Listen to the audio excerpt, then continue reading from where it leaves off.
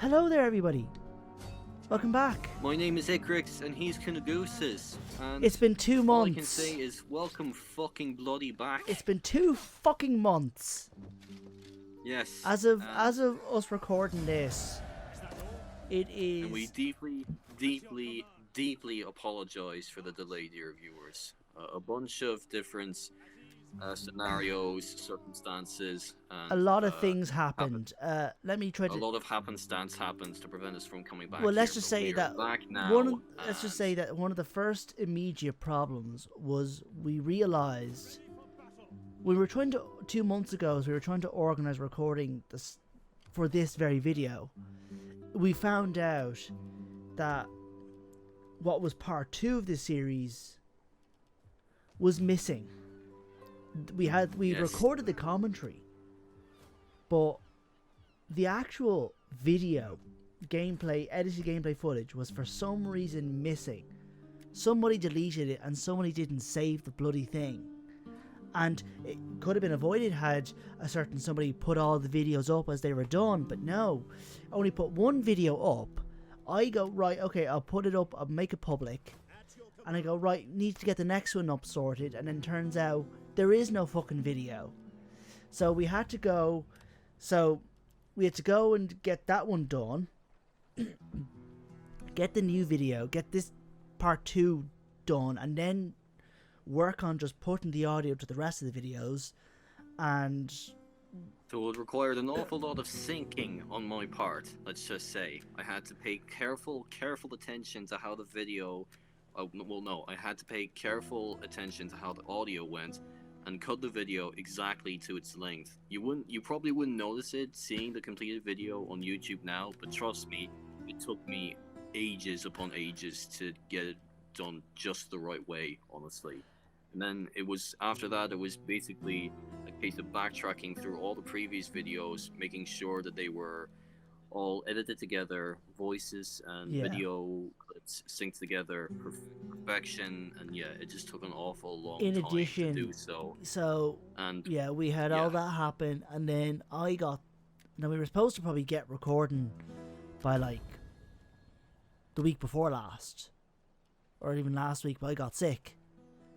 Kinagooses had to go and had to almost get COVID on us. Almost get COVID. No, I had a... He didn't get COVID, don't worry. I had like sick, a chest infection, and yes, but it was for him it was a particularly annoying happenstance. Yeah, and it just wasn't really right for recording. Sure, I feel like my voice sounds kind of fucked now, at least to me. Really? Yeah. Because I don't hear any sort of fucked up voice, honestly. I think you sound perfectly fine. Perhaps. On my end. A lot of the times, even a lot of YouTubers will go, "Oh, I'm a bit under the weather, so my voice might sound a bit messed up." I'm like, "What do you mean? You sound perfectly normal." But anyways, so what do you think, dear viewers? Let us know in the comments if you think his voice sounds fine. Me personally, I think it's perfect. I think he's fully recovered and he sounds like an angel. Anyways, so yes, to actually get onto what the fuck is happening here. So the last part I think was what I like to call Raphia, as in reference to the Battle of Raphia, when Antiochus III and Ptolemy V, their armies fought, and one of the biggest, most significant battles in the Hellenistic era, and it was a kind of a disaster for Antiochus. He lost. I think I've talked about it before. Now, the actual battle itself was that played in the game was not really that much like Raphia, but I suppose the key comparison was simply the two kings' armies clashing. However, in this version of, let's call it Raphia, my king Antiochus I, Soter, got killed. Fight in a prolonged fight against Ptolemy II, I believe it is. Ptolemy II's bodyguards. So both kings were killed in the battle, and that was my fault for just being very reckless with Antiochus. I just kind of liked the idea of having the two generals just clashing, just them, and that's largely what happened. And even though Antiochus's force bodyguards were winning, it just seemed to be a case of bad luck, and he got killed in the fight. To this day, I'm still shocked by Kunigus's lack of preparation. It's not like he's not being prepared. He would rush into something like it's that. not like he's not being prepared. So it's not like a lack of preparation. It's just carelessness. I was just kind of going. I liked the idea of just having the two kings fight and see who wins. Hope I can get the kill on Ptolemy. I did, but Antiochus died first, and then Ptolemy died. That's the thing you gotta remember, Kunigus, is in war, it's not just the total war that you have to fixate on. You have to focus on the strategy, the planning. Yeah, I know that. Otherwise, I won the battle handily. My casualties were not too bad. Wasn't it more of a Pyrrhic victory than anything else? I don't think it was Pyrrhic, because Pyrrhic would usually mean your casualties were very high, almost to the point that you could have lost. I mean, King Antiochus the First died. Yeah, but I'm pretty sure that would classify as a massive casualty. Well, you're talking about the general casualties. You know, the amount of troop losses. No, I get what you know. That's the whole reason why it's called a Pyrrhic victory, was because Pyrrhus. I'm talking more of like expressive loss as opposed to quantitative. I think loss, it's usually quantitative, is the idea. You know, because the whole point of the name, as I've said before, is that Pyrrhus of Epirus, as he was fighting the Romans, reportedly remarked something to the effect of like, any more victories like this and we're done for. Because he took heavy casualties fighting the Romans. Okay, so it may not have been it wasn't exactly a Pyrrhic victory, but it was still like a battle that you may have won, yeah, but it came at a huge cost. Oh yeah, anyways. A costly victory. So yes, we are fighting this Ptolemaic force. It is a small army backed by the town garrison. So we have the advantage, and we're doing pretty well.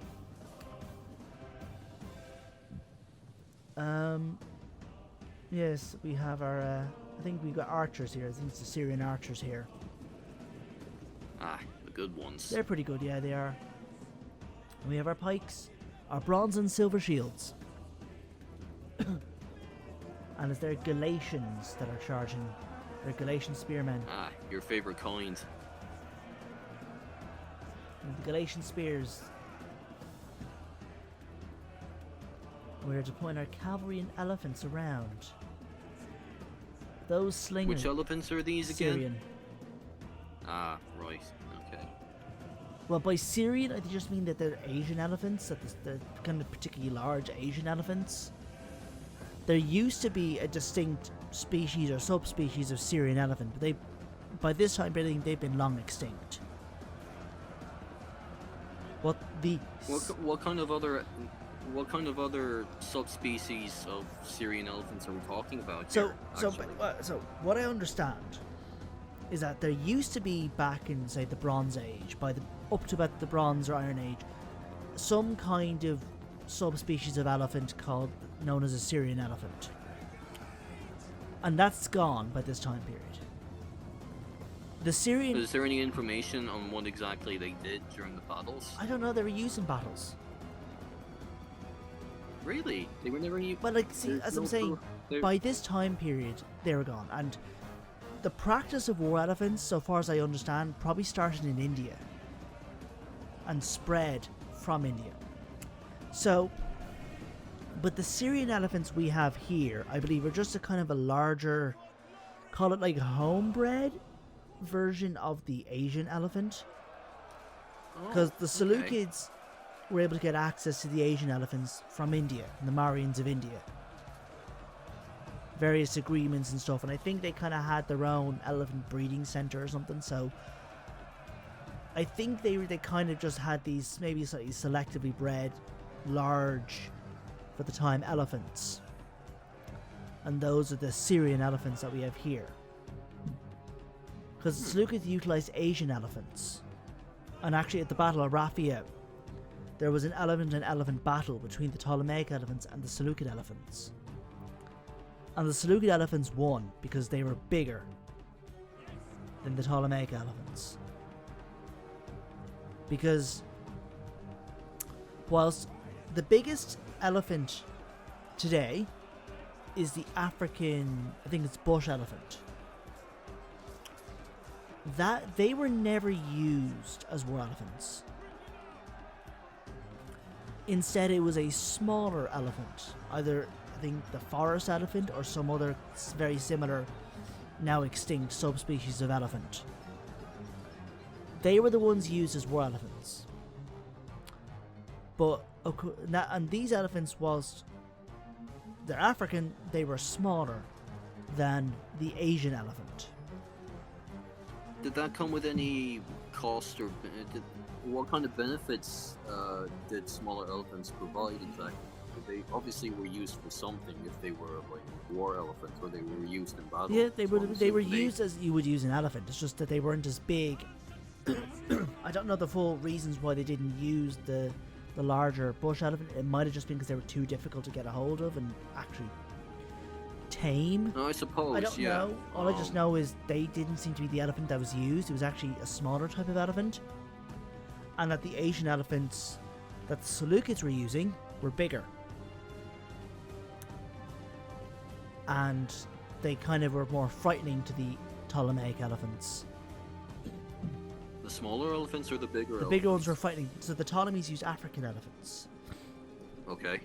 The Seleucids used the bigger Asian elephant, and those were apparently frightening to the Ptolemaic elephants. Which are the smaller Yes. ones. Yeah. Well, yeah, I mean, like, obviously, size beats all, you know. So. Size and smell. Smell? Well, yeah, they smelled differently. They smelled weird, I think, so to the other elephants that were not familiar with them, there's a big... Oh, so it was like an ungodly smell. Well, it's just an unusual Maybe alien smell smell. that they are seeing with this probably larger creature. And...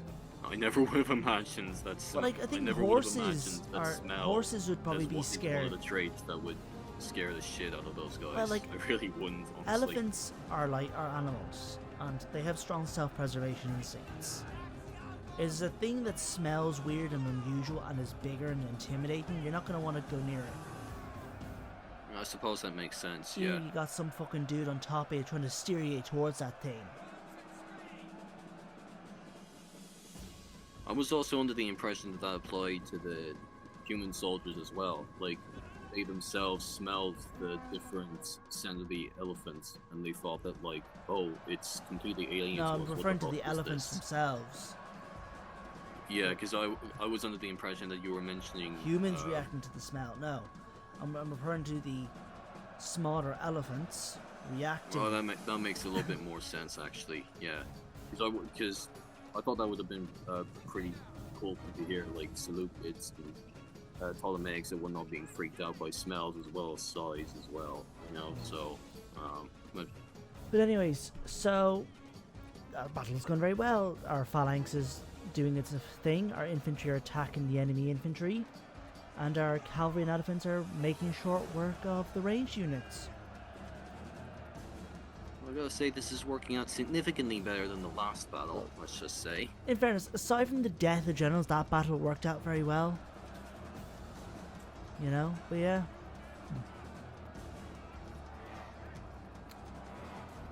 So we're doing quite well. Yeah, phalanx are still heavily fortified there. Yeah, and our elephants are coming in. Yeah, later in the campaign, I'll start Coming in for using the some last scythe pickings. chariots.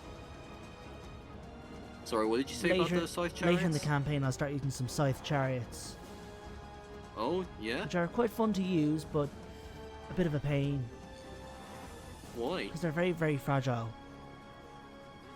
So, like, they are destroyed in, like, one hit or something? They'll die quite easily. Jesus, okay. Well, I mean, I guess that's the I guess that's the downside of having such a powerful weapon. You know, Oh, yeah, it can be very fragile, I suppose. that's the thing. And also, they're right on the open as well, so they're an easy target as well. So it's like, that's the thing. So scythe chariots are a lot of fun to use. Chariots in general are quite fun to use, but they require a lot of fine work and finessing to get really right. In some battles, I can rake kills with them. So What's the strongest type of scythe chariot to work off of? it was only really just the scythe chariot. You know, like, Well, yeah, I mean, like, I assume there's a whole bunch of materials that goes into making them as well. from what I understand historically, the scythe chariot, at least that the Seleucids used, was basically just a big, heavy, like, call it a box of timber. You know, that was pulled by 4 armoured horses and had these wheels and spikes all over the place. And the charioteer himself was like covered in armour. And that was the way they kind of functioned. They were kind of like shock weapons, and their actual utility on the battlefield is, how do I put this? Maybe debatable is one word. How so? They were, you could say, think about this. They were certainly effective at scaring the bejesus out of somebody. Imagine you're a simple foot soldier, and all you're starting to see is this big thing coming at you. A big chariot pulled by 4 armoured horses with an armoured driver, and this got spikes and sides and everything. That'd scare the shit out of you. Oh yeah, definitely. But is it actually effective at landing any hits and doing damage on the battlefield? It's hard to say. I mean, like, you'd have to be really accurate because you have to keep in mind there are you've only got 2 spikes on either side of the cart or of the chariot, and I assume they're not that long to begin with. I assume they're more used as an intimidation tactic. Again, more than that's the anything thing, else. and I think there aren't because you have to keep things in, you have to keep in mind as there well, aren't like, a lot of spikes. we don't have a lot of document. I don't think there's a lot of documented instances of its use. I know Yeah, and also- Xenophon talks about scythe chariots being used at the Battle of Cunaxa. This is before the Hellenistic period, and if my memory is correct, this is early in his Anabasis. The Greeks just Yeah, kind and of dodge also, it. you have to keep in mind that the spikes themselves, I assume, weren't very long, so they don't have that much range to hit enemies that they're charging into regardless. So, yeah, when you think of it like that, it probably wasn't as effective as an actual as an actual weapon. It was more or less just used to get soldiers running scared away shitless, I suppose. Maybe. I'm just going to see, because So- I think there might be a description of it. At least Wikipedia will say the blades extended for about a meter. So we're trusting Wikipedia for this one. Well, and that's for just this an little bit immediate of quick information. glance. I'll see if I can find any information at the top on my phone. Any length of it, even if there's anything. Steel sides about 2 cubits long. I think a cubit is like, I think it depends how you define a cubit, but I think it's roughly about half a meter. So you're looking about. That's how they defined it, as a cubit. Well, that's the term that we translate, because things like a meter and the length system that we have now is a modern system. Right. So we Yeah, that have to makes kind of interpret what people of the past used to refer to measurements. Yeah, that actually does. Like, I make think when sense. referring to distance, I think Xenophon talked about things in stades. At least that's how it comes off in the translation, so yeah. But let me see, what was the source specifically that mentioned it being 2 cubits? It is. Might be Xenophon. Might be I think it's Xenophon. Let's see now. Yeah, I think it's probably Xenophon who's saying this. Ah, And Xenophon witnessed a scythe chariot in action. really? Yes, because I talked about the Battle of Cunaxa and in his Anabasis. So, I think I've talked about this before. But basically, so Xenophon was a Greek historian and a military man from Athens in the classical period. He's one of our main sources on the Peloponnesian War. You know Assassin's Creed Odyssey? Yeah. You know the conflict that takes place pretty much in the storyline between Athens and Sparta? That's called the Peloponnesian War. Of course. We have two main sources for that conflict.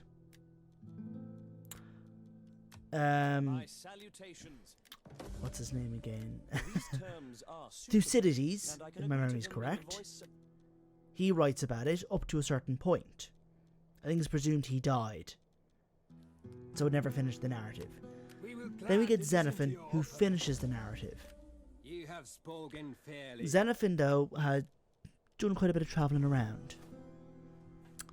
And he joined a band of Greek mercenaries, generally known as the 10,000, when they were hired by Cyrus the Younger. He was the Persian king at the time of the Peloponnesian War was a man named Artaxerxes. And Artaxerxes had a younger brother named Cyrus. Cyrus wanted a throne for himself. So he hired these Greek mercenaries, Xenophon was among them, to fight on his side. And Cyrus's army, including the 10,000, and Artaxerxes' army met at a field called Cunaxa. And it was a bit of a disaster. Cyrus got himself killed, and the whole thing just kind of collapsed. So the 10,000 essentially are trying to get out. That's what the gist of the narrative is about. So Xenophon was there. He was at the Battle of Cunaxa, and so he witnessed a lot of these things in action. So he's kind of writing it partly from his own experience, but he also, I think, kind of had... There's some issues about what he says in certain areas and his motivations, but the important thing here is that Xenophon, when he's talking with Scythe chariots, he at least has an insight because he witnessed them in action. I think they were being used by both sides. So, yeah. You present honest terms that I accept. So it looks like we got the Medewi to declare war on the Ptolemies, to put a bit of pressure on them. Because I think I'd taken control of Coele, Syria, and that's all I was really content with for that stage. This is just me wanting to have like a few Syrian wars. So I'm like, fighting, make peace, fight again, that sort of thing is the thinking. Back and forth. Yeah, basically. just because I think that'd be a bit of fun that way.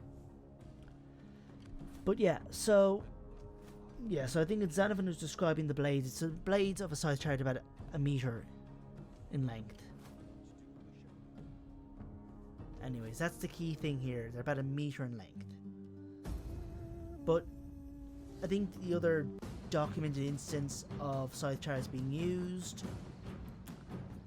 and not very well, was Magnesia. They were deployed quite disastrously.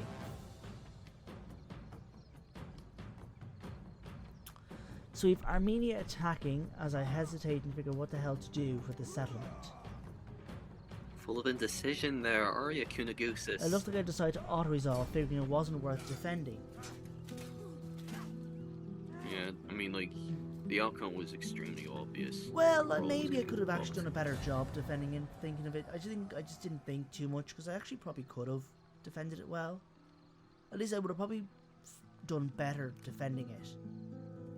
Tusk. That's Samosata in the province of Syria. Ah yes, the Jews. Yeah, this is using that events mod that I ended up getting rid of.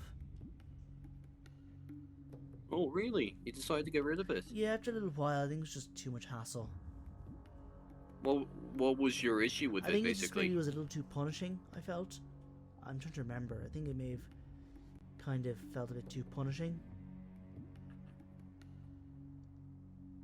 How was it punishing? Just I think a lot of events were coming in and they were kind of causing problems and just being a pain. It's hard to remember because this is months ago. Yeah, that's a good point. It's been months since I last recorded any. Well, I last recorded some gameplay for this campaign only just a few days ago. And yeah, I hadn't touched this campaign in like 2 months. I've barely been playing round 2, really, these days. You know, I've barely played it. I'm playing a lot of Warhammer 3, to be honest.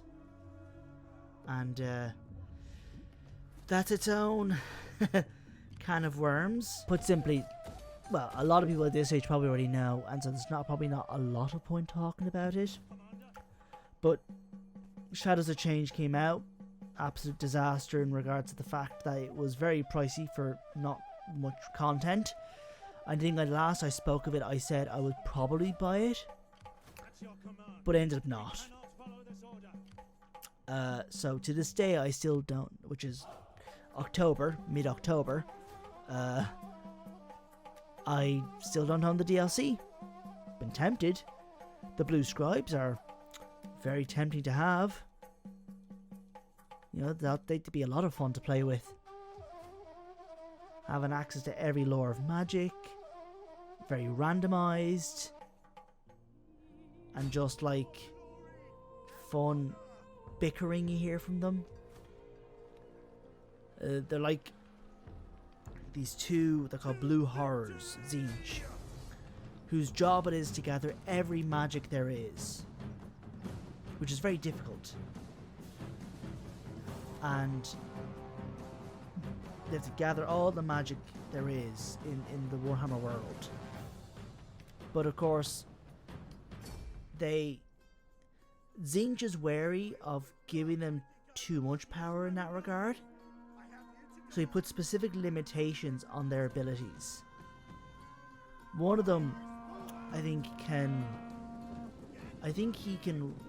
write. I think he can read, but he can't understand. And I think the other one can understand it, but he can't read. Like, neither can they have to kind of rely on each other. And it means whenever they cast a spell, it's totally random what they're casting. So there's no sort of like clear guidelines or anything? This is the rough idea to how they're supposed to work in the lore, I believe. It means one of them has written down all the different spells in this book, but he can't read or recite the spell. The other one can recite the spell, but he doesn't know what the hell he's reciting. I'm surprised they weren't, I'm surprised these instructions weren't all jotted down in a language that everyone can understand or something. But see, the whole thing is that they give him the job by D.O.N.G, but he doesn't want them, he's too wary about letting them have all that power unchecked. So, therefore, these two, they're demons. So, one of them is able to write down all the spells and everything, but he can't understand it. Or he can't read it, and the other one can read it but doesn't understand it. So, in gameplay, what that does is you get access to a spell from every lore of magic. It's kind of random. And when you cast a spell, it just recycles to a new load of spells. So it's really cool, because then you'd be flying around casting a bunch of different spells. I get that probably not everybody cares for the Warhammer stuff, but it's fun. Sorry. They're fun. I do find the Warhammer games quite fun. I like to learn more about the lore, but yeah. But yeah, it's all a big mess at the moment for CA and the community. But, you know, it's what it is. Maybe in the next video we'll talk more about it. I don't know if there's much to say. But yeah, at the moment we'll just talk a bit about this battle and other things that will happen. But we're doing pretty well, I like to think. Our Galatians are fighting. Good old-fashioned Galatians. Yes, they're your particular favourites, aren't they? I like using Galatians. Plus, you know, Celts are pretty cool. And their swords are awesome. If you had to pick one or the other, would you go with Galatians or Celts? Galatians are Celts. Oh, yeah, okay, never mind. They're Celtic tribes that are based in Anatolia, which is Turkey, modern-day Turkey. Oh, here are our elephants now. Yes. That's the whole thing. The Galatians are specifically a group, a set of tribes, like at least 3 different tribes, probably more. Tektosages, Trukmi, and Tolosabugi. They are the 3 main tribes that are the Galatians. And, yes, they're Celtic tribes.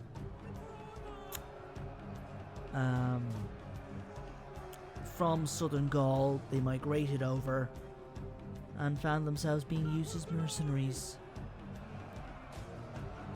Yeah, I remember reading John D. Granger's book. Well, I read his book on the Galatians, but I don't remember too much from it. It's been a while. It's been a good while since I read the book. How was the book? It was interesting enough. I suppose Granger is quite straightforward and I guess pretty accessible in his writing. He wrote the trilogy on like Seleucid history. Oh, there was a trilogy? Yeah, he wrote 3 books on the Seleucids. One was the Rise. One was specifically about Antiochus III. That's how much info there is on him. And I'm assuming the last was the Fall? Yes. Figured as much. Well, they had to fall at some point. Oh, I know, yeah. Because how else did the Romans get a bloody hold of Syria? There's still a whole chapter, a whole book dedicated to Antiochus. Impressive. Oh yeah, Antiochus III was an impressive king.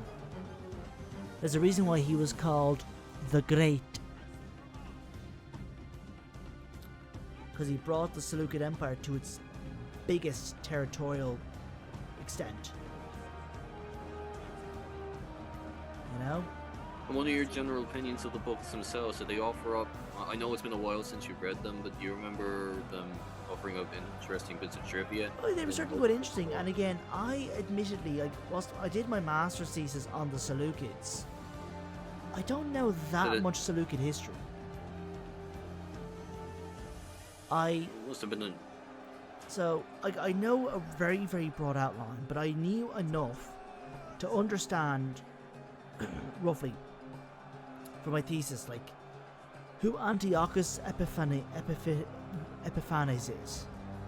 And the fact that he succeeded, not directly, but was the son of Antiochus III. I knew that much, and that was the important things. And that Antiochus Epiphanes, born Mithridates, spent some of his early years in Rome as a hostage. So, like, I kind of had to know a bit about Antiochus, mainly just some of the battles Antiochus III fought, because they were important to talk about for my thesis. And did the books provide any new sort of information that you didn't know before? Well, I suppose yes, a lot of just general narrative information and details that I didn't really know, because I didn't know that much detail about. I read those books after I finished my thesis. Okay then. So yeah. Yeah, the Seleucid family tree gets very complicated towards the end. I bet. They just start doing what the Ptolemies do. But anyways, I won't get into that now because we've like 15 seconds left in this video. So dear viewers, we're very glad to have you back along with us. Until next time, you know what to do. Be sure to leave a comment, like and subscribe. And of course, we will actually see you all very soon. Hopefully, yes. Thank you very much.